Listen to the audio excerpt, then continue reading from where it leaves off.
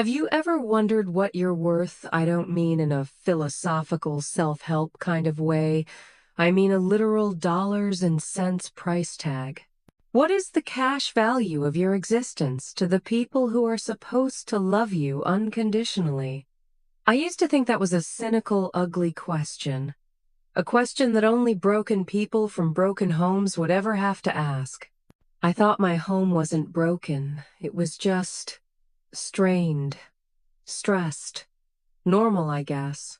Then 3 months ago, I found out the price of my relationship with my own parents. It was $20 million. The catch was it was my $20 million. And they believed with every fiber of their beings that their son, their love for me, their role as my parents entitled them to every last dime. This isn't a story about getting rich. It's a story about becoming poor in a way I never imagined possible. It's about how winning the lottery cost me my entire family. My name is Liam, and before my life turned into some kind of twisted daytime soap opera, I was a paramedic. For 6 years, my world was the inside of an ambulance. It was a chaotic symphony of sirens, crackling radios, and the intimate, terrifying sounds of human bodies failing. My job was to stand in the gap between life and death, to make split-second decisions with stakes so high they would keep me awake for nights on end. I've held the hand of a dying grandmother. I've performed CPR on a man in front of his screaming children. I've delivered a baby in the back of a car on the shoulder of I-90 during a snowstorm. I was good at my job. I was calm under pressure. I could compartmentalize the trauma, file it away, and go home to my tiny one-bedroom apartment on the west side of Chicago. The irony was, while I was literally saving lives for a living, I felt like I was failing at my own. I was drowning, not in a dramatic, sudden way, but in a slow, creeping tide of exhaustion and debt. I was 28 years old with over $80,000 in student loans from the degree that allowed me to do this life-saving work. My car, a 19-year-old Honda Civic, I affectionately called the Beast, had more rust than paint, and a passenger door that could only be opened from the inside. My diet consisted primarily of whatever was cheap and could be cooked in a single pan. My bank account was a constant source of low-grade anxiety, a tightrope walk every month between my paycheck and my bills. This wasn't the life I dreamed of, but it was my reality. And woven into the fabric of that reality was my family. My parents, Mark and Susan, live in a modest suburban house that they've been trying to pretend is a mansion for the last 30 years. My dad sells enterprise software, a job that has him perpetually stressed, always chasing a commission that seems just out of reach. My mom doesn't work. Her full-time occupation is managing the family's image and worrying about what the neighbors think. And then there's my older brother, Ethan. Ethan is the sun around which our family planet has always orbited. He was the golden child, the one with the potential. He's a startup founder. For the last 10 years, he's been founding a series of startups that have never actually, started up. They exist in a perpetual state of seed funding rounds and beta testing. He's charismatic, charming, and has perfected the art of convincing my parents that he's the next Mark Zuckerberg, and all he needs is one more cash infusion to get there. My role in this family ecosystem was simple. I was the foundation, the quiet, sturdy, unglamorous foundation that everyone stood on. I was the responsible one. Since I was a teenager, I was the one who didn't cause trouble, who didn't ask for much, because all the family's resources, financial and emotional, were being poured into the Ethan project. When I needed a new computer for college, I was told to make my old one last. A month later, my parents co-signed a lease on a new convertible for Ethan because it was important for his image as a young entrepreneur. When I graduated from the paramedic academy, I got a congratulatory phone call. When Ethan launched a new website for his non-existent company, my parents threw a catered party. This pattern continued into adulthood. I became the family's emergency fund. The calls would always start the same way, with my mother's worried, slightly breathless voice. "Liam, honey, it's your mother. I hate to ask, but..." The reasons were always vague and urgent. The roof was leaking. The property tax bill was higher than expected. Your father's commission check was delayed. Last year, the call was about a leaky roof. They needed $1,500, and they needed it by Friday. I had just finished a brutal 72-hour stretch of shifts. I was exhausted. I had been saving that money for 4 months to finally replace the bald tires on the beast. But it was my mom. The roof was leaking. What could I do? I transferred the money without a second thought. 2 days later, I saw a picture on Ethan's Instagram. It was a photo of him, my dad, and my mom all grinning, holding up craft beers on a sunny patio in Austin, Texas. The caption read, "Amazing week at the SXSW Tech Conference with the best investors a guy could ask for, number family funding, number startup life." The roof wasn't leaking. The money for my tires was funding my 32-year-old brother's business trip so he could network at a trendy festival. When I quietly asked my mom about it, she got defensive. It was an investment, Liam. Ethan made some incredible connections. This is for the whole family's future. I never got the money back. I never got an apology. I just drove on bald tires for another winter. That was the dynamic. I was expected to give, and they were entitled to take. I told myself it was just what families do. You sacrifice, you support. I thought that by being dependable, by being the one who always showed up, I was earning my place. I was proving my worth. Buying a lottery ticket was my only secret indulgence. Every Friday, after a long week, I'd stop at the same corner store and spend $10 on 2 Powerball tickets. It was a ritual, a quiet rebellion. My dad called it a tax on the mathematically challenged. My brother joked that I should just invest that money in his company instead. But for me, it was a tax on hope. For the price of a cheap lunch, I could spend the weekend daydreaming about a different life. A life where my car started every time, where I could afford to buy fresh groceries, where I could go on a vacation that didn't involve sleeping on a friend's couch. A life where I didn't feel like I was constantly one unlucky break away from complete disaster. It was a stupid, foolish fantasy. I never seriously expected to win. It was just a $10 ticket to a daydream. I had no idea that one of those tickets was about to become a one-way trip to a nightmare. That $10 piece of paper was the fuse, and my family was the powder keg. What happened next wasn't just an argument. It was an explosion that leveled everything I thought I knew about love, family, and loyalty. If you've ever felt undervalued, if you've ever been the responsible one who gets taken for granted, or if you're just here for a story that will make you question everything, you're in the right place. Hit that subscribe button and turn on notifications, because you are not going to believe where this goes. The day my old life ended and the new one began was a Thursday. It had been a particularly brutal shift. We had a multi-car pileup on the expressway, followed by a call for a toddler who had fallen down a flight of stairs. By the time I clocked out, the sun was coming up, and I felt hollowed out, scraped clean of all emotion. I was running on fumes, that toxic cocktail of caffeine and adrenaline that first responders know all too well. I don't even remember stopping at the corner store on my way home.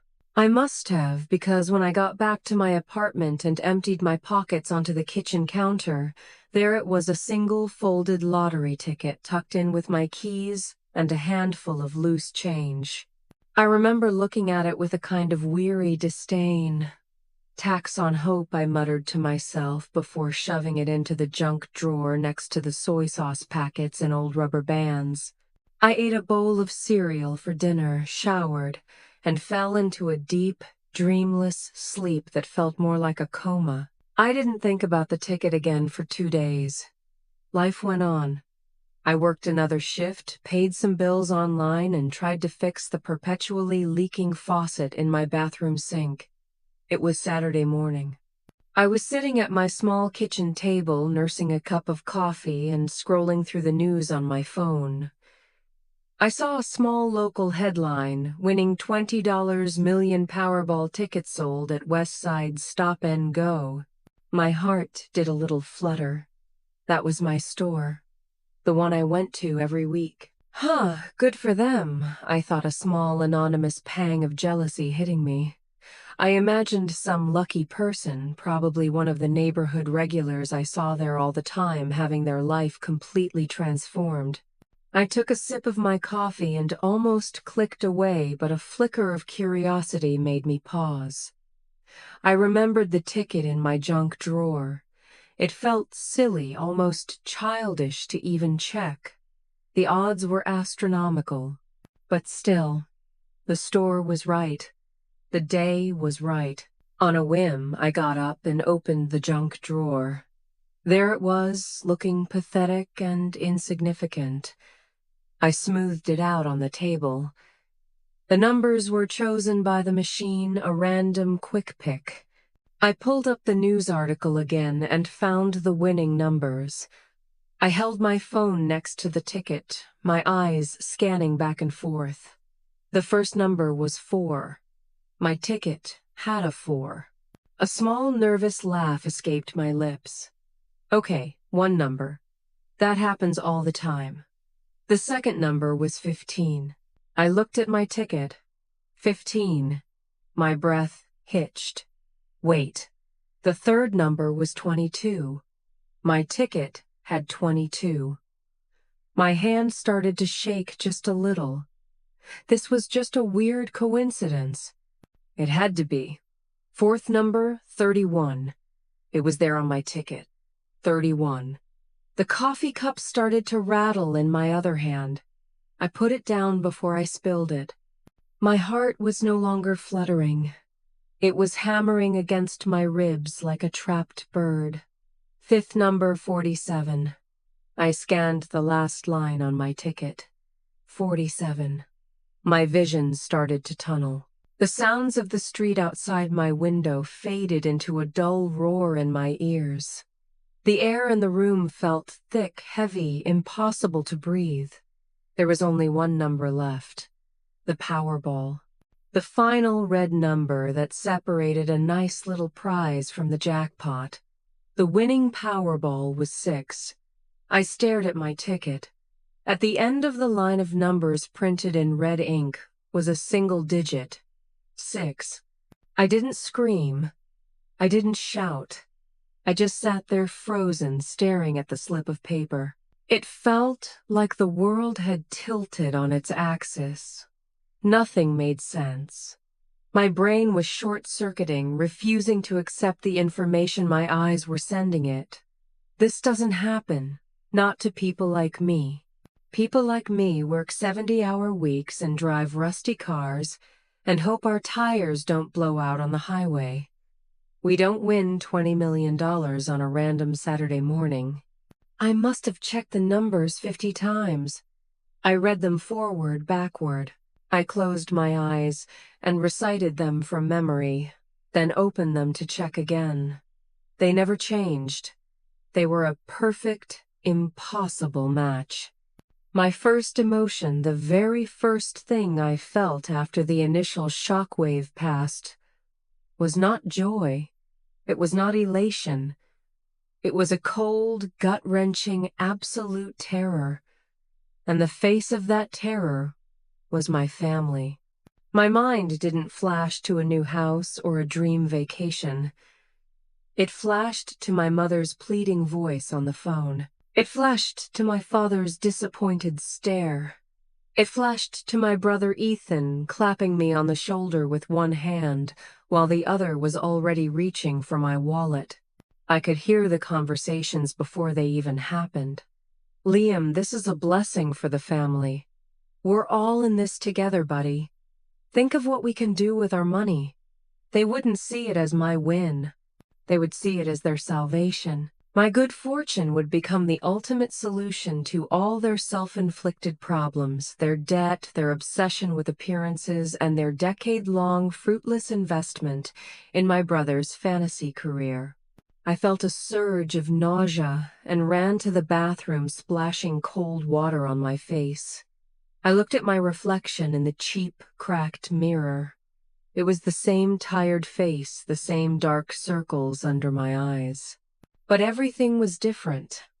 I was no longer just Liam, the paramedic. I was a secret.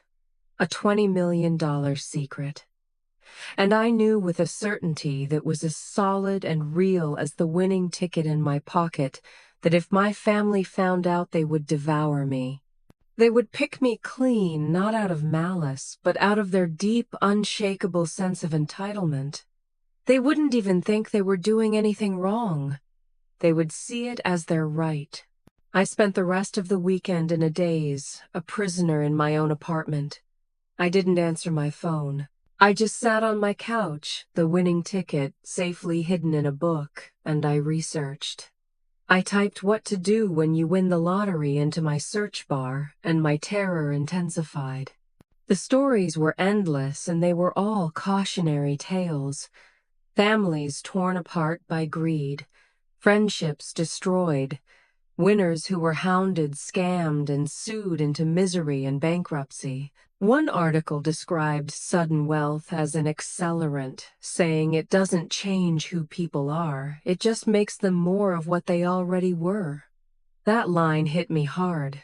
My family was already a finely tuned machine for extracting resources from me. This money wouldn't change them. It would just supercharge them. By Monday morning, I had a plan. A desperate, terrified plan. Step 1. Tell no one. Absolutely no one. Not my best friend, not my coworkers, and especially not my family. Step 2. Get a lawyer. Not just any lawyer, but the best damn financial and estate planning attorney in the city of Chicago. I called in sick to work, claiming I had a stomach bug. My voice was shaky and weak, which was no act. I spent hours vetting law firms online, looking for someone discreet, experienced, and frankly, who looked like a shark. I found him a man named Arthur Davies, a senior partner at a prestigious downtown firm with a reputation for being brilliant and utterly ruthless in protecting his clients' assets. I walked into his office that afternoon feeling like a complete fraud. The lobby was all marble and dark wood, a world away from the peeling linoleum of my apartment. I was wearing my nicest and only pair of jeans and a clean hoodie, and I felt like a child playing dress-up. When I was shown into Mr. Davies's office, he was exactly as I had pictured, older in an impeccably tailored suit with cold, intelligent eyes that seemed to see right through me. "How can I help you, son?" he asked, his voice a low rumble. I couldn't bring myself to speak. My hands were shaking too badly. I just reached into my pocket, pulled out the ticket, and placed it on his vast, polished desk. He picked it up, examined it, then looked at the official lottery website on his computer monitor. He then looked back at me. His expression didn't change, but I saw a flicker of something in his eyes, not surprise, but a deep, weary understanding. He had seen this story before. He leaned back in his leather chair. "Well, son," he said, his voice even, "your life is about to get very complicated, but my job is to make it manageable." For the next 3 hours, he laid out the game plan. We would establish an anonymous trust to claim the winnings. We would assemble a team of financial advisors and accountants, and he gave me the single most important piece of advice I would ever receive. He looked me dead in the eye and said, "The moment you tell your family you cease to be their son, you become their bank, and banks get robbed. So for now you say nothing. You are a paramedic with a stomach bug. That is your reality." Understood, I nodded, a profound sense of relief washing over me. I wasn't alone in this anymore. The storm was coming, but at least now I had started to build a shelter. The weeks following my meeting with Arthur Davies were the strangest and most bifurcated of my entire existence. I was living two completely separate lives, and the strain of keeping them from colliding was immense. My daytime life remained unchanged, a gritty reality of sirens, stress, and the visceral metallic smell of blood. I would go to work, put on my paramedic uniform, my armor, and throw myself into the chaos. I responded to calls for heart attacks in cramped third-floor walk-ups, for overdoses in quiet suburban parks, for kids who broke their arms falling out of treehouses. In a way, the job was a refuge. The problems I faced in the back of the ambulance were immediate, tangible, and solvable, or they weren't. There was a clarity to it, a binary reality of life and death that was almost comforting compared to the complex, murky mess my personal life had become. I remember one call in particular for an elderly man who had fallen and broken his hip. We were carefully loading him onto the gurney, and his wife, a tiny woman with tear-filled eyes, was fluttering around us, wringing her hands. The hospital bills, she kept whispering more to herself than to us. "We can't afford another hospital bill." I looked around their small, meticulously clean apartment at the threadbare furniture and the faded family photos on the wall, and I felt a pang of my old life so sharp it almost took my breath away. That was me.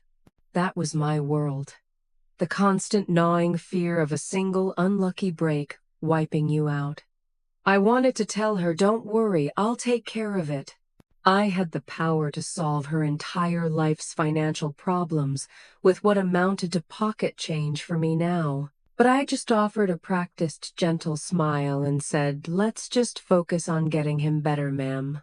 The lie felt heavy in my mouth. Then there was my other life, my secret life, which took place at night in the hushed, climate-controlled offices of Arthur Davies. 2 or 3 times a week I would drive my rusty Honda Civic downtown Park in a cavernous underground garage and take an elevator up to a world of polished mahogany and panoramic city views. There I would meet with my new team. There was Arthur, the stoic general, mapping out the legal strategy. And then there was Evelyn, the financial advisor he had brought in. She was a sharp, impeccably dressed woman in her 50s, with a calming, no-nonsense demeanor. She specialized in what she called sudden wealth integration, and she spoke about 9-figure sums the way a mechanic talks about engine parts. She didn't treat me like a lottery winner. She treated me like the CEO of a new corporation called Liam Inc. We established the legal entity that would claim the prize, a blind trust with the most boring name we could devise, the Great Lakes Fiduciary Trust. It sounded like an old, dusty institution, which was exactly the point. Evelyn walked me through investment strategies, diversification, and tax law until my head was swimming. It was a crash course in being rich, and the learning curve was steep. The money itself felt abstract, unreal. It was just numbers on a spreadsheet, theoretical sums being moved around in theoretical accounts. On the day the trust officially claimed the prize and the funds were wired, there was no celebration. Arthur just called me and said in his typical understated way, "The transaction is complete.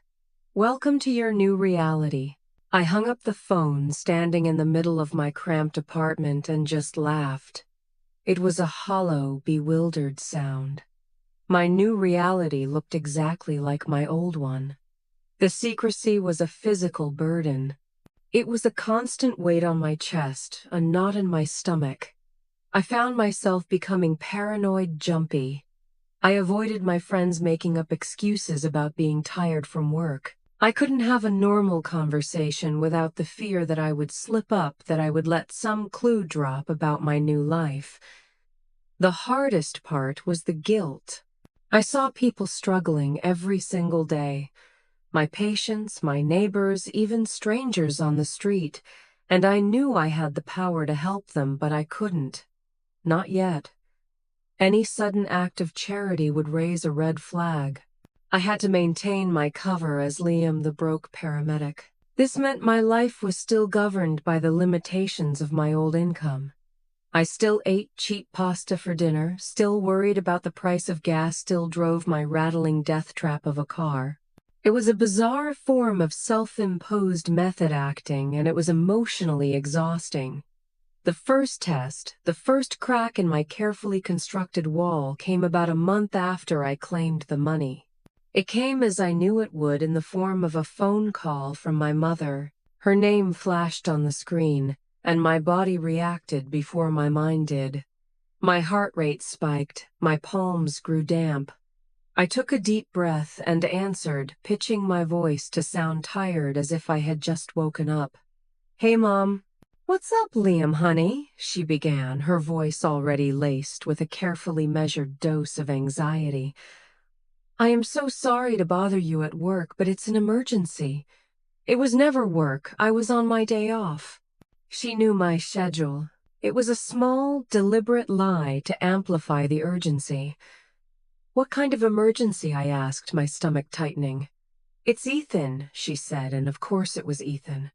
"He has the most incredible opportunity, Liam. It's a game changer. He's found the perfect office space for his new venture. It's in a tech incubator downtown. The networking potential is unbelievable. But the landlord is demanding a co-signer on the lease, someone with a stable income and good credit. Just as a formality, you know." I closed my eyes. A co-signer. Not just a request for cash, but a request for me to legally tether my financial future to my brother's latest fantasy. It was a brilliant escalation of their usual tactics. It wasn't a handout, it was an investment in his success. It played on my role as the responsible one, with the steady job and the good credit score I had worked so hard to build. "I don't know, Mom," I said carefully. "Co-signing a commercial lease is a huge risk. What's the rent on this place?" "Oh, it's very reasonable for the location," she said, breezing past the question. "The important thing is this, is it? This is the final piece of the puzzle for him. He has investors lined up, but they want to see that he has a professional workspace. Liam, you've always been his biggest supporter. He looks up to you so much." The lie was so audacious it was almost impressive. Ethan had never looked up to me. He looked down on me, on my boring, conventional life. I was the cautionary tale he used to motivate himself, the embodiment of the suburban drone he was terrified of becoming. "I need to think about it," I said, stalling for time. Her voice instantly turned cold. The warmth evaporated, replaced by the sharp edge of disappointment. "Think about it, Liam. The landlord needs the paperwork by the end of the week. This is your brother's future. After all the sacrifices your father and I have made to support his dream, I would think you, of all people, would want to be a team player. Don't you believe in your own brother? It was a masterclass in manipulation." In the space of 30 seconds, I had gone from being his biggest supporter to a selfish obstacle who didn't believe in his own family. My refusal to immediately agree was framed as a moral failing. The old Liam would have caved. The guilt would have been too much to bear. He would have convinced himself it was the right thing to do, signed the papers, and spent the next 5 years praying his brother didn't go bankrupt and ruin his life. But I wasn't the old Liam. I had Arthur's warnings echoing in my head. I had the knowledge of the $11 million that the trust now held a secret that acted as a shield. "Mom, my answer isn't no," I lied, trying to sound reasonable. "It's just that I'm trying to get my own finances in order. I'm hoping to buy a small condo next year, and the bank told me I can't take on any new debt or liabilities. Having a commercial lease on my credit report would kill my chances of getting a mortgage." It was a plausible, responsible excuse. It was the kind of excuse the old Liam would make. There was a long, frosty silence on the other end of the line. "I see," she said finally, her voice dripping with martyrdom. "So you're putting a hypothetical apartment ahead of your brother's actual career. It's fine, I understand. We'll just have to figure something else out. I guess we'll have to tell Ethan that his own brother doesn't think he's worth the risk." She hung up without saying goodbye. I sat there, my phone still pressed to my ear, my heart pounding. I had passed the test. I had said no, but it wasn't a victory. It was a confirmation of my worst fears. Their love, their approval, it was all transactional. The moment I set a boundary, the moment I prioritized my own fictional needs over their demands, I was cast as the villain. The call proved beyond any shadow of a doubt that my instinct to hide the money was the single smartest decision I had ever made. But it also left me with a chilling realization. This was their reaction when they thought I was still just a broke paramedic. What on earth would they be like if they ever found out the truth? The thought terrified me.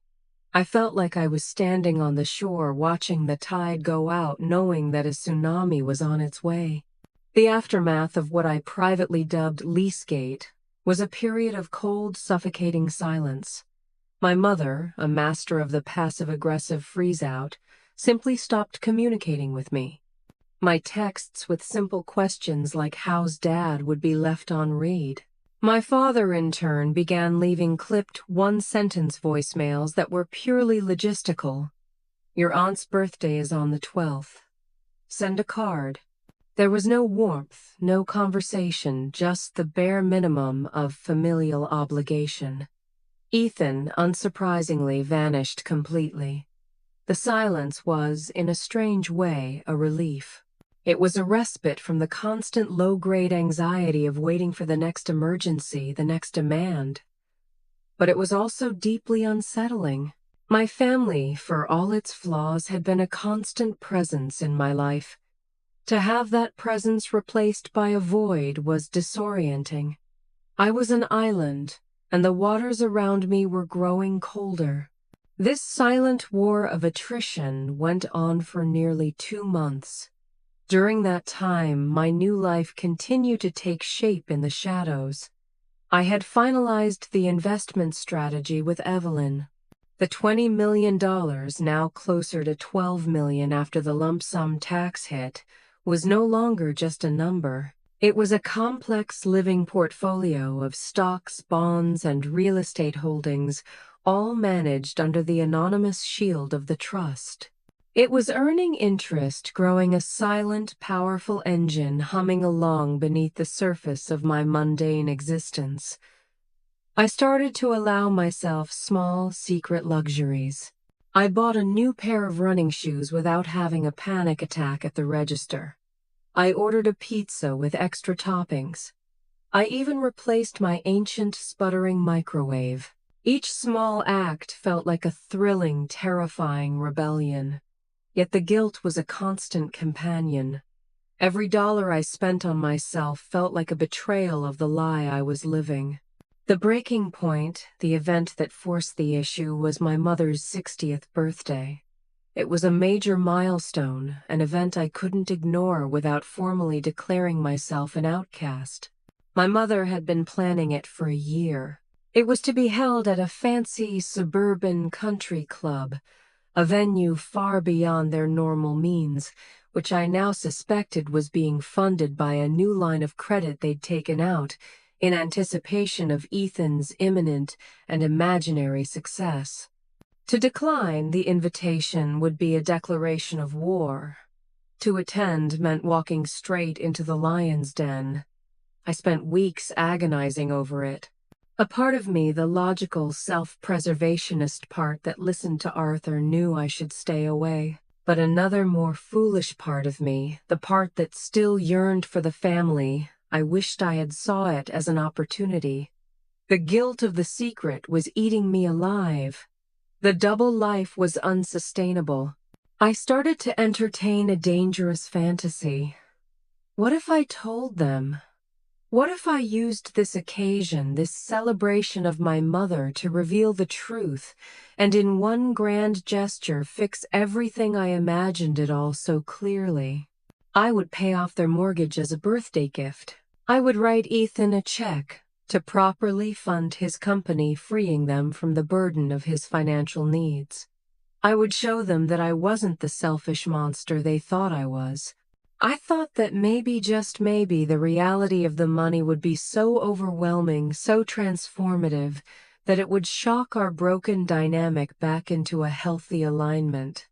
I believed I could use the money to buy back their love, to finally earn the respect and appreciation I had craved my entire life. It was a desperate, naive, and incredibly stupid hope, but it was the only hope I had.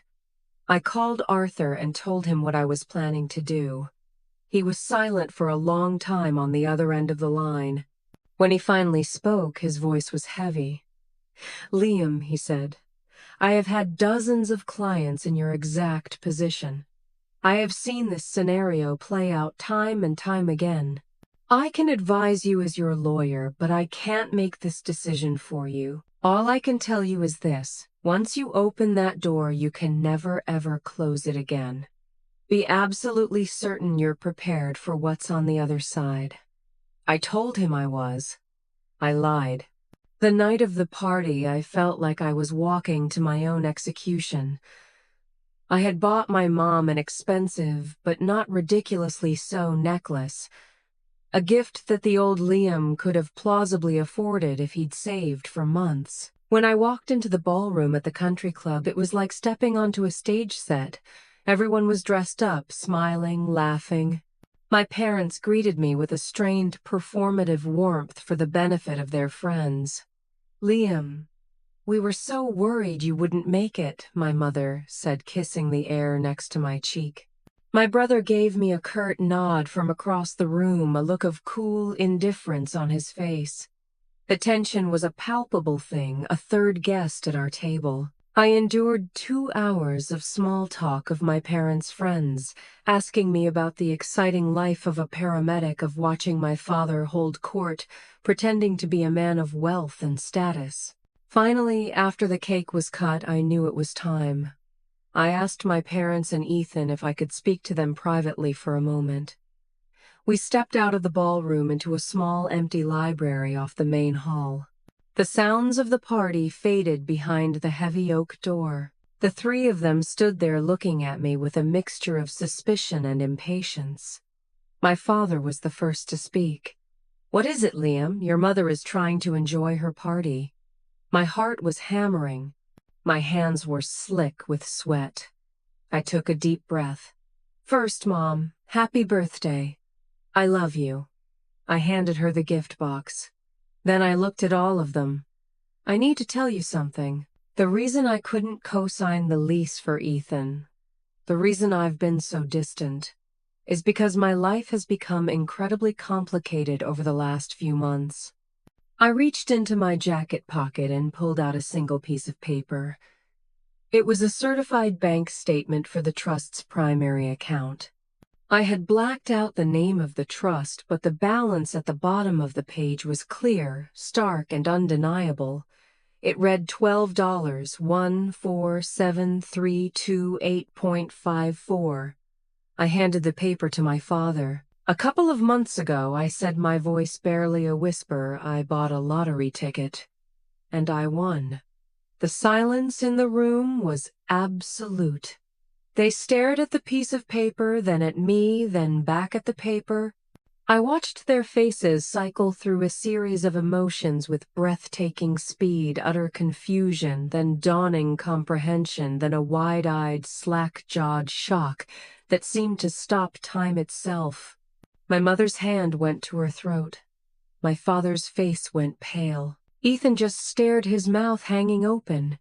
This was the moment I had rehearsed in my head 1,000 times. This was the moment I was supposed to become the hero, the savior of the family. But then the shock began to recede, and in its place something else began to surface. It wasn't joy for me. It wasn't relief. It was something else entirely. Ethan was the first to break the silence. A slow wolfish grin spread across his face. He looked not at me but at my father, and he let out a single triumphant word, payday. My father didn't even seem to register his son's comment. He was still staring at the bank statement, but his pallor was being replaced by a feverish flush. He looked up at me, and his eyes were gleaming with an intensity I had never seen before. 20 million, he breathed. The winning ticket was 20 million. Is this all of it? And then my mother spoke, her voice shaky but filled with a sudden unnerving conviction. She looked directly at me, her eyes boring into mine.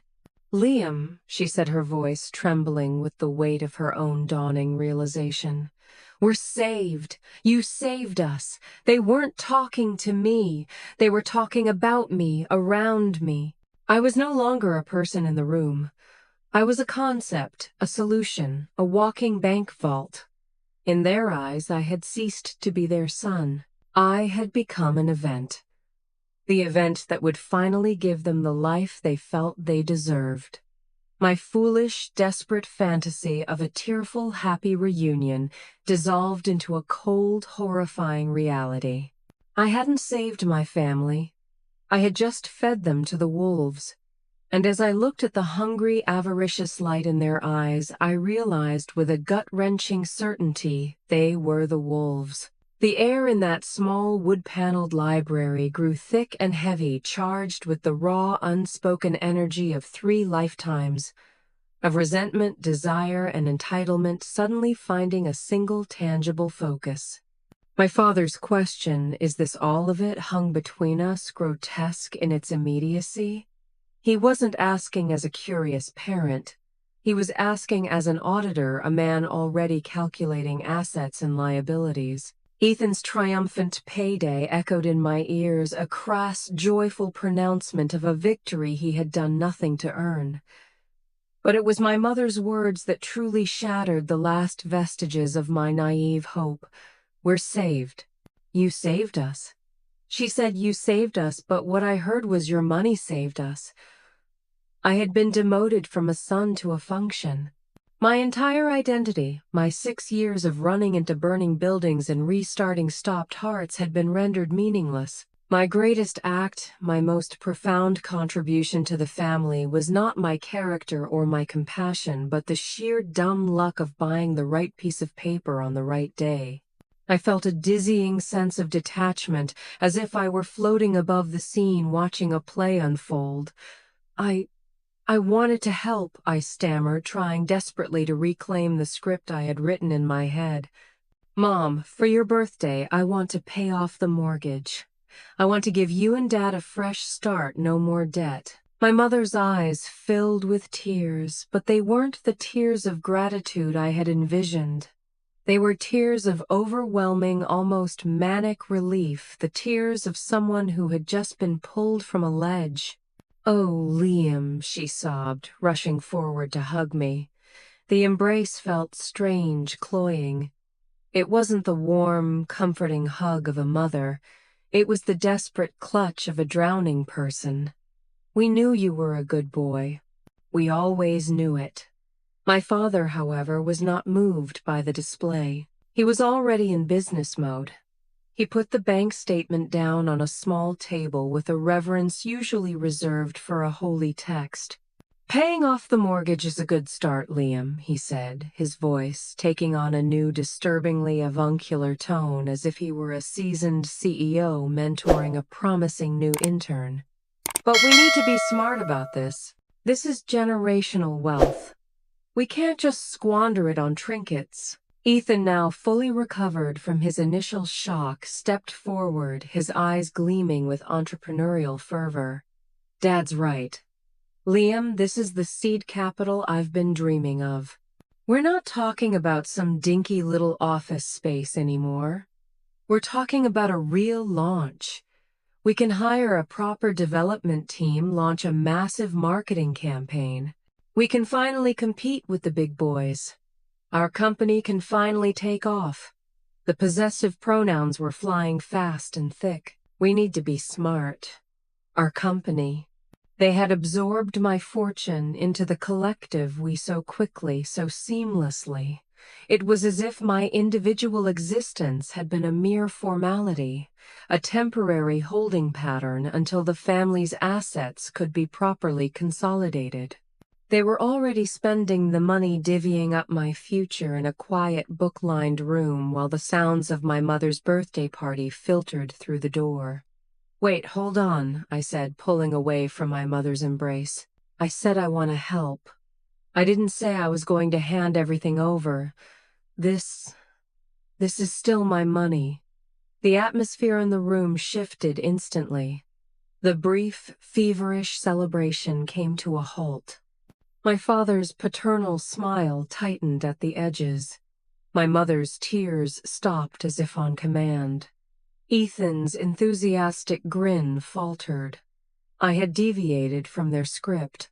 The ATM was starting to talk back. "Of course it's your money, honey," my mother said, her voice a little too sweet, a little too placating. "No one is saying it isn't. We're just excited. We're a family. Your success is our success. We're all in this together." "That's right," my father added, stepping in to reassert control. "We're your parents, Liam.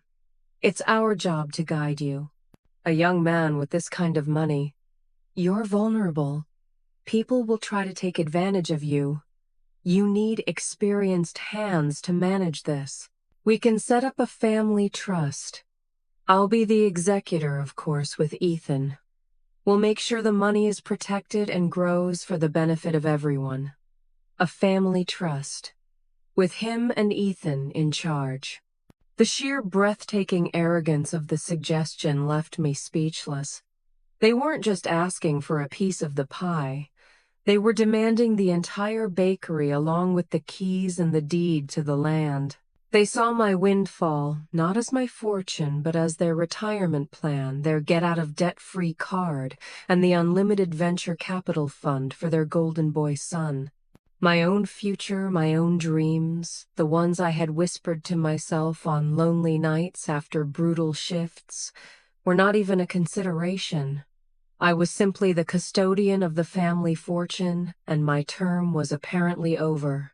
"No," I said.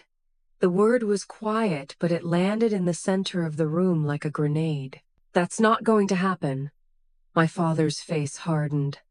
The mask of the wise patriarch fell away, revealing the angry, frustrated man beneath. "What do you mean, no? Don't be a fool, Liam. This is a once-in-a-lifetime opportunity for this family.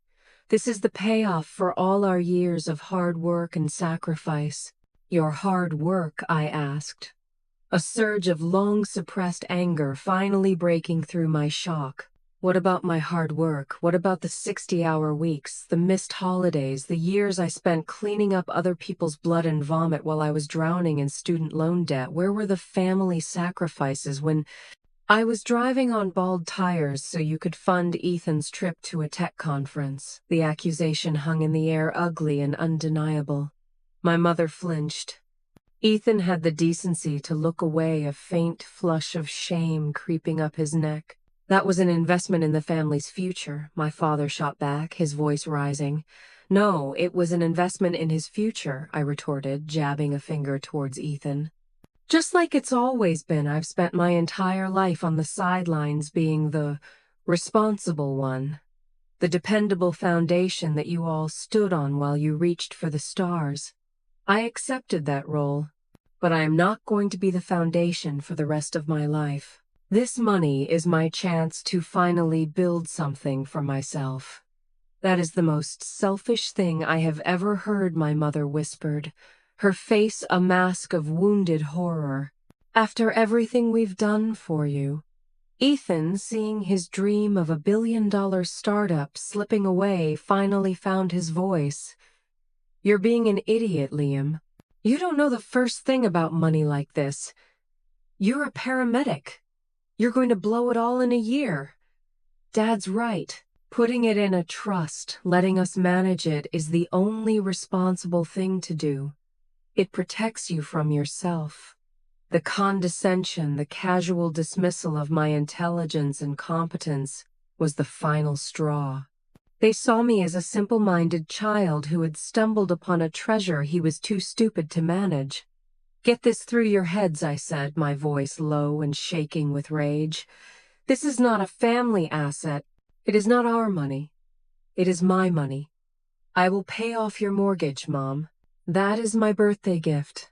I will give you, Ethan, a one-time sum of $50,000 as seed money. Take it or leave it. That is the extent of my offer. The rest is mine, and there will be no trust. There will be no management. There will be no discussion. This conversation is over." I turned to leave my hand on the doorknob. "You walk out that door and you are no longer our son." My father's voice was cold as steel. It was not a threat made in the heat of anger. It was a calculated, strategic move. An ultimatum.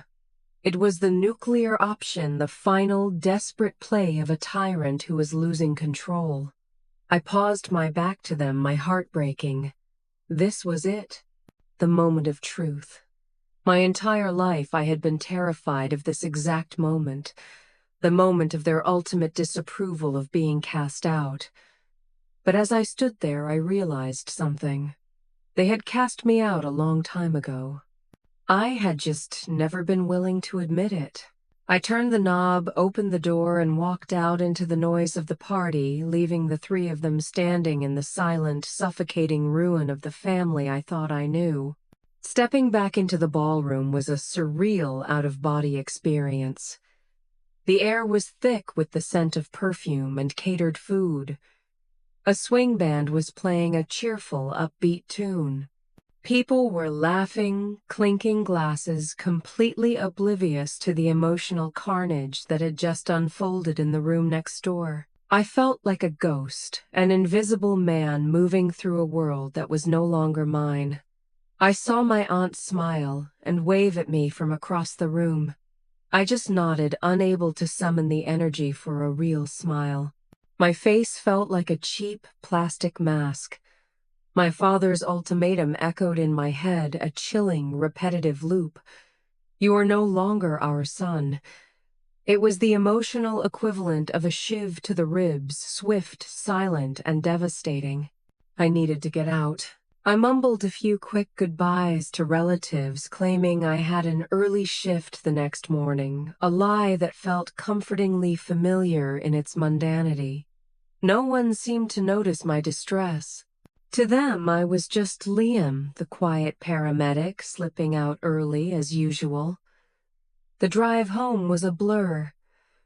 I don't remember the roads or the traffic lights. I was operating on pure autopilot, my mind a chaotic storm of anger, grief, and a terrifying, burgeoning sense of freedom. They had disowned me. The worst thing I had ever feared had just happened.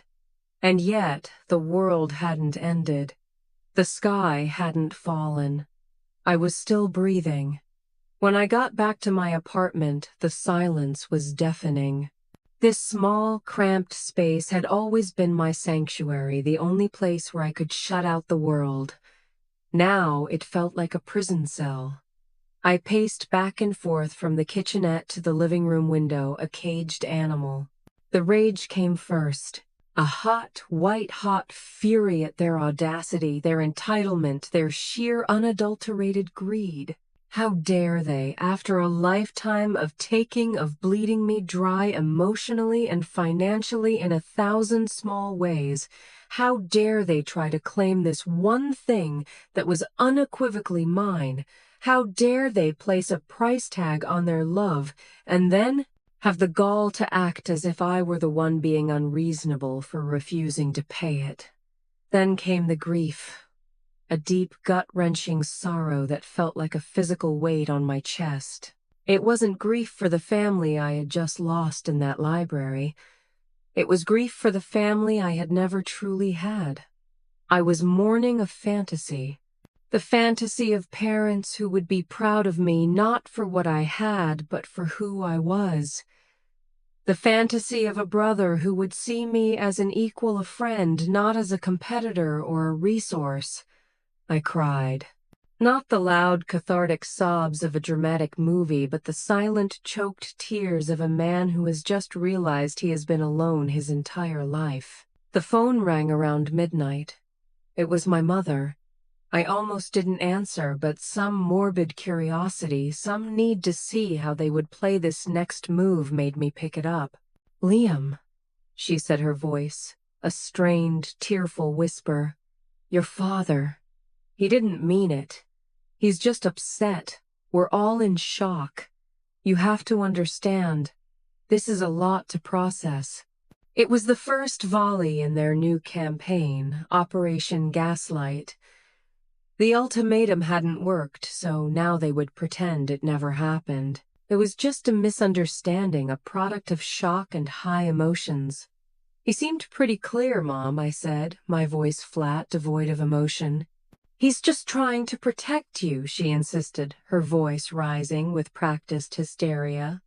"And protect this family. Do you have any idea the kind of pressure we're under? The bills, the mortgage, and poor Ethan, he's been working so hard for so long, and this was his one chance. You can't just turn your back on us. We're your family. You owe us." There it was. The foundational belief of our entire relationship laid bare. I owe you. It was the invisible contract I had been born into, the debt I was supposed to spend my life repaying. "What exactly do I owe you?" I asked, my voice dangerously quiet. "Do I owe you for the childhood where every achievement was downplayed and every need was secondary? Do I owe you for the years of being the family ATM, the emergency contact, the reliable one who never got a party thrown for him? Do I owe you for raising me to believe that my only value was in how much I could give to everyone else? I've been paying that debt my whole life, Mom. The account is settled. I don't owe you anything." I had never spoken to her like that before. I had never dared. The silence on the other end was so complete, I thought she might have hung up. When she finally spoke, the fake tears were gone, replaced by a cold, venomous fury. "You are a selfish, ungrateful child," she hissed. "I don't know who you've become. This money has turned you into a monster. Your father was right. We don't know you anymore." She slammed the phone down, and just like that, the war began. What followed was a coordinated multi-front assault. They couldn't get to my money legally, so they decided to try and break me emotionally. The texts started the next day, a constant barrage from my parents, from Ethan, and soon from extended family. Aunts, uncles, cousins I hadn't seen in a decade were suddenly messaging me, telling me they had heard what happened, how they were so disappointed in my behavior, how I was breaking my mother's heart. My parents had done a masterful job of spinning the narrative. In their version, I was the villain, a cold-hearted Scrooge McDuck sitting on a pile of gold while his long-suffering family was about to be thrown out into the street. They conveniently omitted the part where I had offered to pay off their mortgage and give Ethan $50,000. And they certainly omitted the part about their demand for the entire fortune and their subsequent disownment of me. Ethan took to social media, posting vague, passive-aggressive rants on Facebook about loyalty and people forgetting where they came from. He wrote about the struggles of the entrepreneur and the pain of being betrayed by those you trust the most. It was a brilliant performance, and his friends and our relatives lapped it up, posting comments of support and condemnation for the anonymous traitor he was alluding to. I was being isolated, systematically cut off from my entire social and familial support system.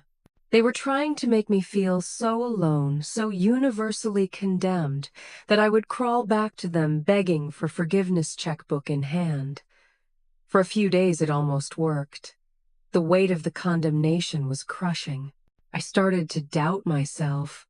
Was I the selfish one? Was I the monster? The lifetime of conditioning was hard to break. But then I would remember the look in their eyes in that library. that raw, predatory hunger. I would remember Ethan's grin and the word payday. I would remember my father's ultimatum and my mother's cold fury. And my resolve would harden. This wasn't a family squabble. This was an extraction. They were trying to mine me for my resources, and now that the mine was refusing to yield, they were trying to demolish it. I knew I couldn't fight this war on their terms. Arguing was pointless. Explaining myself was futile. They weren't interested in my perspective. They were only interested in my compliance. I had to change the battlefield. I blocked their numbers. I deactivated my social media accounts. I went into total radio silence, and then I made a call to Arthur. "It started," I said when he answered. "The emotional warfare."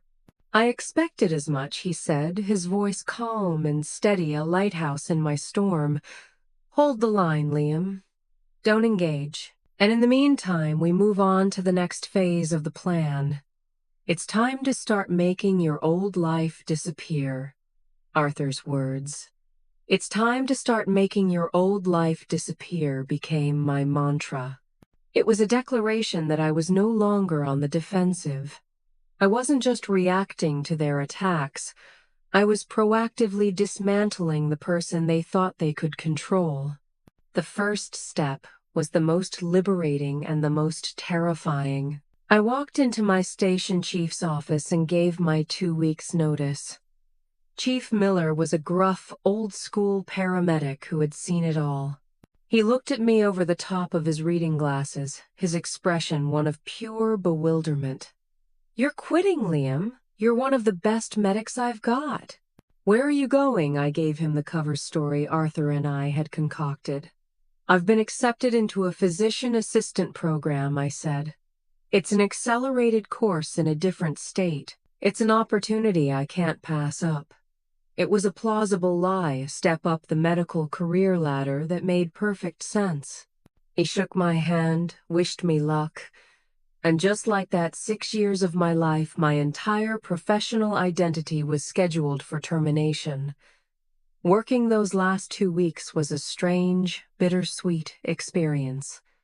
Every call, every patient, every late-night conversation with my partner felt like a chapter in a book I was about to close forever. There was a profound sadness in leaving, but also an incredible sense of lightness. I was shedding the skin of the old Liam, the overworked, underpaid public servant. That identity had been my shield and my prison, and now I was leaving it behind. The day I turned in my badge and my uniform, I walked out of the station and into the bright sunlight, and for the first time in my adult life, I had no idea what I was going to do the next day. The feeling was pure, unadulterated freedom. The next phase of the plan was to physically disappear. My family knew where I lived. They knew my routines. As long as I was there, I was a target. With Evelyn's help, the trust anonymously purchased a small, unremarkable condo in a large, secure building in a completely different part of the city. It was a place with no history, no connection to my past. While the sale was being finalized, I systematically began to erase my old life. I sold the beast for $500 to a kid who was thrilled to get it. I donated my old furniture, my clothes, my pots and pans. I kept only a few sentimental items, a box of photos, a handful of books, my father's old watch that he had given me when I graduated high school, a relic from a time before our relationship had become so transactional. Moving day was just me and a rented van. I packed my few boxes, cleaned my old apartment for the last time, and dropped the keys in the landlord's mail slot. As I drove away, I didn't even look back. I was a ghost leaving a haunted house. My new condo was clean, modern, and completely anonymous. It had a view of the lake and a doorman who wouldn't let anyone up without being announced. It was a fortress. For the first time in months, I felt like I could breathe. I had no furniture, just a sleeping bag on the floor, but I slept more soundly that night than I had in years. The radio silence with my family continued, but I knew they wouldn't give up easily. The third phase of Arthur's plan was to create a new narrative, a story that would explain my disappearance to the extended family and the world at large. I reactivated my Facebook account for one final post. I posted a picture of a generic university library and wrote a carefully worded message. Big news, everyone. I've been accepted into a highly competitive physician assistant program out of state. It all happened very fast, and I'll be starting immediately. That means I'm leaving Chicago and will be off the grid for a while, focusing on my studies. Wish me luck on my new adventure. It was the perfect story. It was ambitious, it explained my sudden departure, and it justified my lack of communication. It painted me not as a villain who had abandoned his family, but as a hard-working young man pursuing a noble dream. It was a narrative they couldn't attack without looking petty and vindictive. I posted it, and then I permanently deleted my account. I changed my phone number, getting a new one that was only given to Arthur Evelyn and my one trusted friend from the academy who knew nothing about the money but had promised to keep in touch. I had officially become a ghost. Now, for the first time, I was confronted with the terrifying question, what now? I had money, I had security, I had freedom, but I had no purpose. My entire life had been defined by my job and my role in my family. Without them, who was I? I spent the first few weeks in a sort of numb limbo. I bought furniture. I learned to cook meals that didn't come from a box. I went for long walks along the lakefront, just watching the people, feeling like a foreigner in my own city. The money was still an abstract concept, a massive number in an account I was almost too scared to touch. The turning point came from an unexpected place. During one of my aimless walks, I saw a flyer for a local animal shelter that needed volunteers. On a whim, I went in. The place was chaotic, loud with the barking of dogs and the smell of disinfectant. But it was also filled with a sense of purpose. These animals were abandoned, forgotten, just like I felt. I started volunteering just a few hours a day. I walked dogs. I cleaned cages. I sat with the scared, traumatized animals, speaking to them in a soft voice, just letting them know they weren't alone. It was there in the quiet company of a three-legged pit bull named Gus that I started to heal. The work was simple, physical, and necessary. It wasn't about money or family or expectations. It was just about offering comfort where it was needed. For the first time, I felt a flicker of my old self, the paramedic, the helper. But this time, the giving wasn't an obligation. It wasn't a transaction. It was a choice. I was giving my time and my compassion not because I owed it to anyone, but because it felt good. It felt right. One day, the shelter manager, a perpetually stressed woman named Maria, told me that their main furnace had died, and they didn't have the $12,000 in their budget to replace it. Winter was coming, and they were terrified the pipes would freeze, and they'd have to close. The old Liam would have felt a pang of helpless sympathy. The new Liam saw a problem he could solve. That afternoon, I called Evelyn. I need to make a donation, I said. An anonymous one. For $12,000. There was a pause on her end. Of course, she said, her voice professional as always, but I could hear a hint of a smile in it. Consider it done. 2 days later, I showed up at the shelter and Maria was crying, but this time they were tears of joy. You're not going to believe this, Liam, she said, hugging me. An anonymous donor, a check came in the mail this morning for the full amount. We can get a new furnace. The animals are going to be safe. Seeing the look of pure, unadulterated relief on her face was a revelation. It was a feeling more powerful, more satisfying than anything I had ever experienced. I had used my money not to buy affection or to solve a problem for people who felt entitled to my help, but to make a genuine positive impact on the world. It wasn't a handout to appease a manipulator. It was a targeted act of kindness. In that moment, surrounded by the happy barking of dogs who would now be warm for the winter, I finally understood the true power of my new life. The money wasn't a curse. It was a tool, and I was finally starting to learn how to use it. The anonymous donation for the furnace was a watershed moment.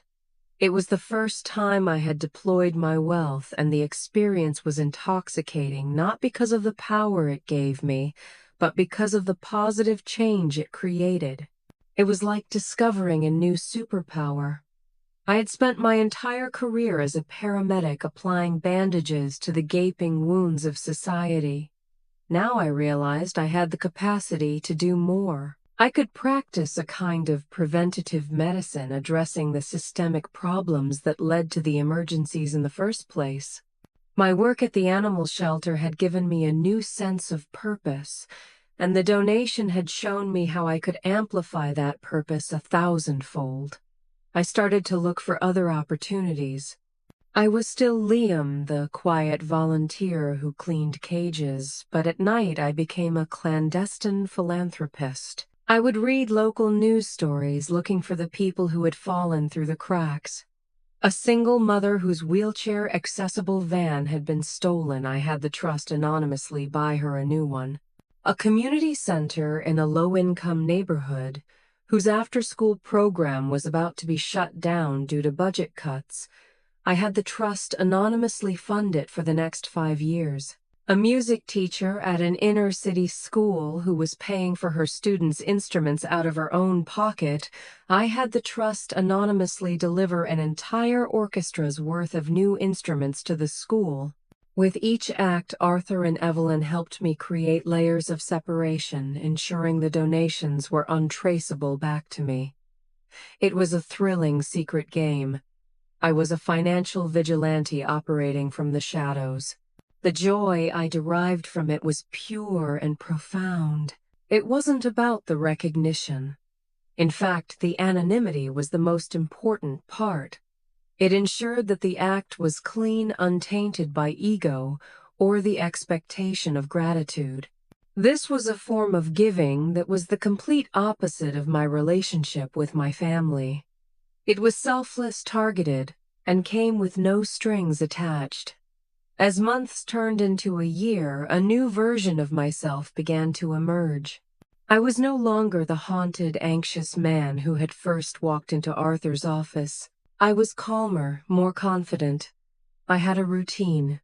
I would spend my mornings reading and managing my philanthropic projects and my afternoons at the shelter. I made friends, real friends, with the other volunteers and staff. They knew me simply as Liam, the quiet, dependable guy who was great with scared dogs. They didn't know my secret, and they didn't need to. They liked me for who I was, not for what I had. For the first time in my life, I felt seen. Of course, the ghost of my family still lingered. I had built a new life, but my old one hadn't been completely exorcised. About a year after I disappeared, I received a carefully worded email from my aunt, my mother's sister. My parents had clearly deputized her to be a scout to try and breach my defenses. The email was friendly, full of questions about my new life and my studies. It ended with a casual but pointed mention that my father's health wasn't great and that my mother was worried sick. I knew it was a baited hook. I replied with a polite, brief, and completely impersonal email, thanking her for her concern and saying that my studies were going well. I gave away no personal information. I did not take the bait. But the email did prompt me to do something I had been avoiding. I asked Arthur to discreetly find out what was going on with them. It wasn't that I wanted to reconnect. It was more like a homeowner checking on a boarded-up, condemned property next door just to make sure it hadn't burned down. The report he came back with a week later was both predictable and pathetic. My father had lost his job a few months after I left. Without my emergency fund to tap into their finances, always precarious, had completely imploded. They had taken out a second mortgage on their house to continue funding Ethan's startup, which, in a surprise to no one, had failed spectacularly, leaving a trail of debt in its wake. They were now on the verge of foreclosure. Ethan, my golden boy brother, was living in their basement, apparently deep in a depression. Hearing the news, I didn't feel a sense of vindictive satisfaction or schadenfreude. I just felt a deep, weary sadness. They had gotten everything they deserved in a way. Their dysfunctional system, propped up for years by my sacrifices, had finally collapsed under its own weight once the central pillar was removed. But they were still my family. The thought of my parents being homeless in their 60s, of my brother, for all his flaws, being completely broken, was a heavy burden. I wrestled with it for weeks. I owed them nothing. They had disowned me. They had emotionally brutalized me. The no-contact boundary was essential for my own mental health. But the paramedic in me, the part that was hardwired to help, couldn't just stand by and watch the crash happen in slow motion. I had to do something, but it had to be on my terms. It had to be a final, definitive act that would solve their problem without reopening the door to their toxicity. I went to Arthur with a plan. It was the most complex and most personal anonymous donation I had ever conceived. We set up yet another layer of legal entities. The trust made a large unattributed donation to a national charity that specialized in foreclosure prevention. Then, I had that charity, through a local law firm, reach out to my parents. The offer was simple. An anonymous benefactor, a patron of the charity, had learned of their situation and was willing to purchase their house from them for its full market value in cash. In addition, the benefactor would grant them a lifetime tenancy, allowing them to live in the house rent-free for the rest of their lives. The only conditions were that the transaction remain completely confidential, and that the ownership of the house would be transferred to a holding company controlled by the charity. It was the perfect solution. It would save them from homelessness and financial ruin. It would give them security. But it would also subtly shift the power dynamic forever. They would no longer own their precious house, the symbol of their suburban status. They would be tenants living there by the grace of a stranger's charity. They would be safe, but they would have lost their primary asset. It was a rescue, but it was also a quiet, final checkmate. My parents, faced with utter ruin, accepted the offer. They never knew, and will never know, that the anonymous benefactor was the son they had disowned. For me, it was a final act of closure. I had provided the safety net one last time, but I had done it from a distance without sacrificing my own peace. I had saved them from the consequences of their own choices, but I had also permanently firewalled myself from their lives. The debt, real or imagined, was finally truly paid in full. I was free. The act of anonymously saving my family's home was a strange and profound turning point. It felt like the final, heaviest anchor to my old life had been cut away. The rescue was not for them. It was for me. It was the last lingering debt I felt I owed. Not to them, but to the small boy who had once believed in his family unconditionally. By ensuring their basic survival from a distance, I was finally able to silence the last whispers of guilt and obligation. I could now move forward, not as someone running away from a painful past, but as someone building a purposeful future. My life settled into a new, peaceful rhythm. My days were structured around my volunteer work at the shelter and the quiet background hum of my philanthropic projects. I had found a community. Maria, the shelter manager, and the other volunteers became my surrogate family. We'd go out for pizza. After a long shift, we'd celebrate birthdays. We'd complain about the city's bureaucracy. They were simple, honest friendships built on shared work and mutual respect. In this world, I was just Liam.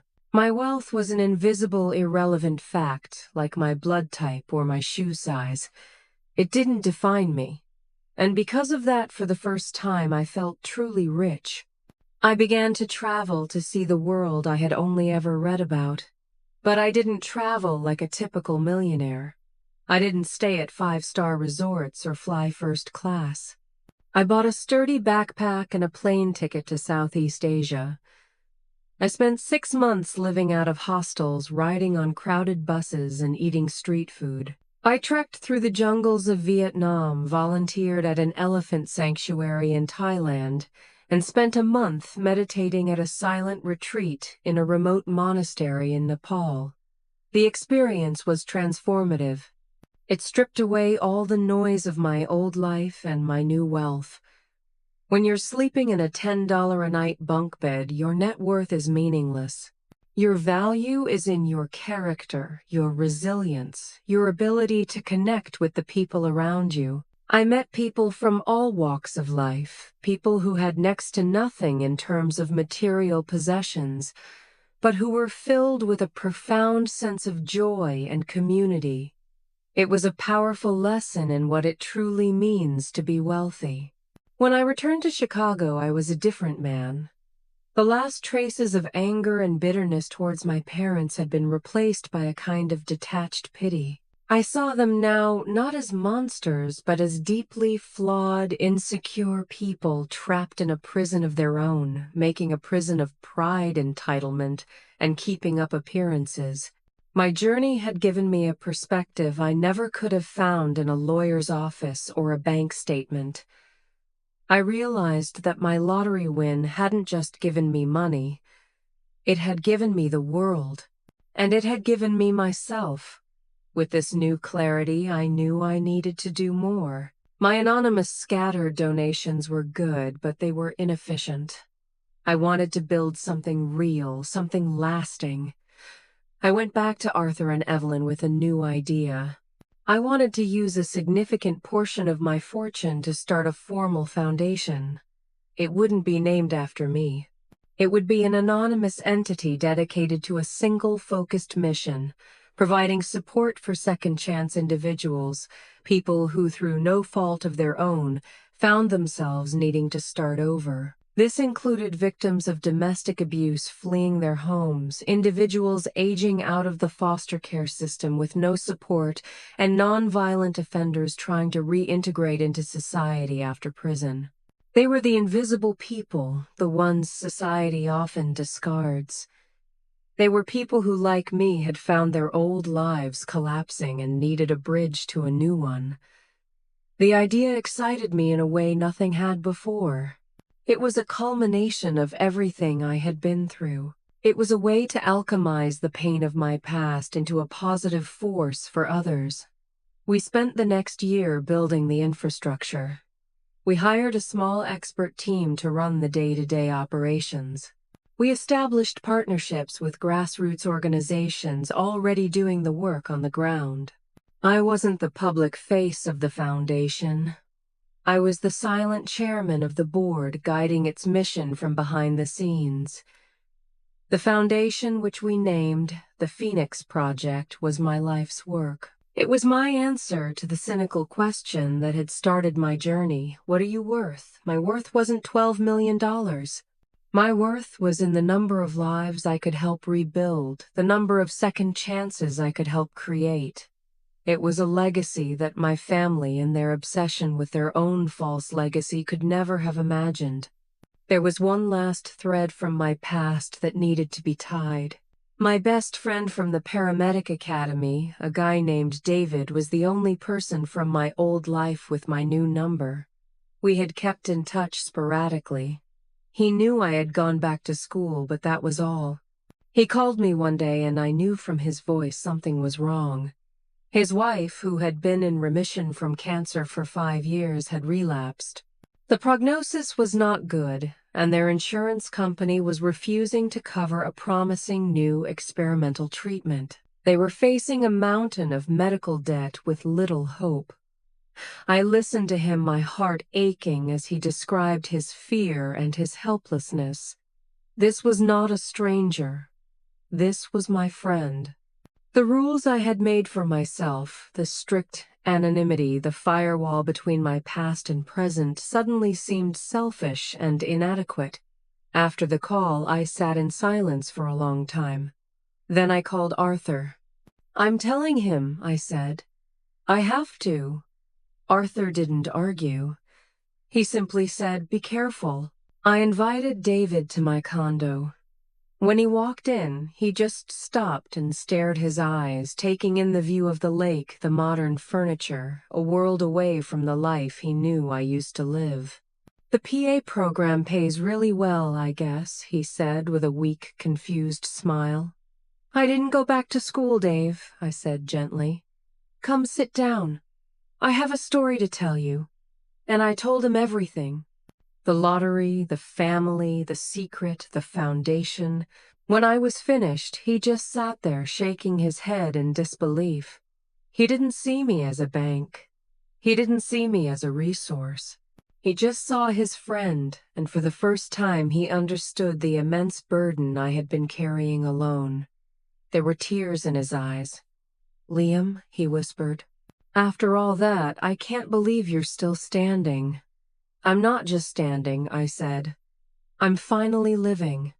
And the first thing I'm going to do with my life is pay for your wife's treatment. All of it.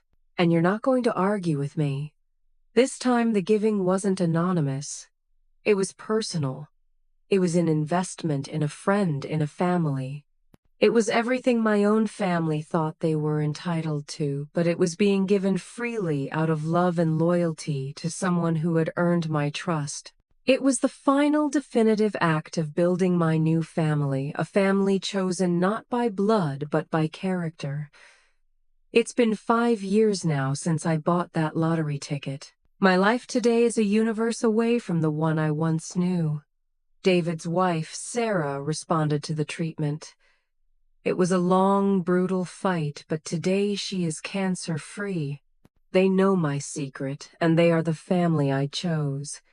They are the keepers of my story, the people I spend holidays with.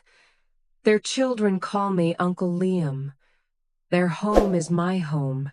The love between us is real, unburdened by the poison of entitlement. The Phoenix Project has become a quiet force for good in the city. We have helped hundreds of people get back on their feet. I've read the letters and heard the stories. The woman who escaped an abusive husband and was able to go back to school and become a nurse. The young man who grew up in foster care and is now running his own successful landscaping business with a loan from our foundation. I attend our foundation's charity events, sometimes standing in the back of the room, just another anonymous guest. I listen to the success stories and I feel a sense of peace and purpose that no amount of money could ever buy. My name is not on the building, but my heart is in its walls. I never heard directly from my parents or brother again. The legal agreement held. But news, as it often does, finds a way to travel.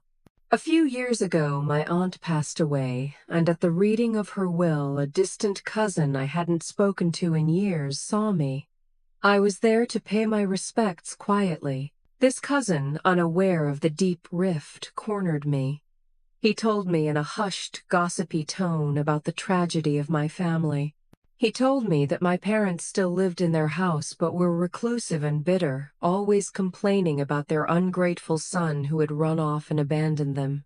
He said my brother Ethan had finally gotten a real job selling insurance. He was apparently miserable, a man whose grand dreams had crashed into the hard reality of a 9-to-5 existence. Listening to him, I felt no anger, no satisfaction. Just a profound sense of melancholy. They were still stuck in the same story, the same narrative of victimhood they had created 5 years ago. They had received a financial lifeline but had failed to seize the emotional and spiritual one. They were safe, but they were not happy. They were living in a house that was no longer theirs, a perfect metaphor for their lives, a facade of suburban stability with a foundation of bitterness and loss. They had their pride, but they had lost their son. And in the end, it seemed like a terribly poor trade. I sometimes wonder what would have happened if I had done what they wanted. If I had handed over the money, signed over my life to their management, would it have saved them? Or would it have just been a larger, more spectacular version of the same dysfunction? I believe it would have destroyed us all. The money would have been gone in a few years, squandered on Ethan's fantasies and my parents' desire to project an image of wealth. And I would have been left with nothing, no money, no self-respect, and a family that only valued me as a means to an end. My no in that library was not just an act of self-preservation. In a strange way, it was the most compassionate thing I could have done for all of us. It forced them to face the consequences of their own choices, a lesson they had managed to avoid their entire lives, and it forced me to find a life of my own. So what is the moral of my story? I guess it's that true wealth has nothing to do with the number in your bank account. It's about freedom. The freedom to choose your own path. The freedom to define your own worth. The freedom to build your own family based not on the obligations of blood, but on the bonds of mutual respect, loyalty, and unconditional love. The lottery ticket gave me the financial freedom, but it was the painful, brutal break with my family that gave me the emotional freedom.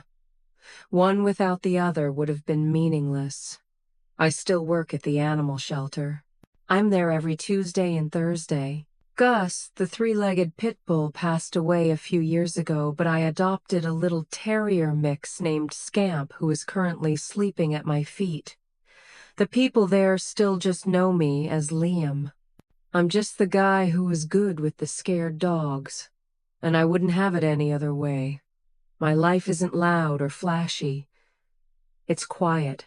It's purposeful. It's peaceful. And it's mine. I bought it for the price of a family, and as painful as that was, I've come to realize that some things are worth more than even $20 million. Thank you for listening.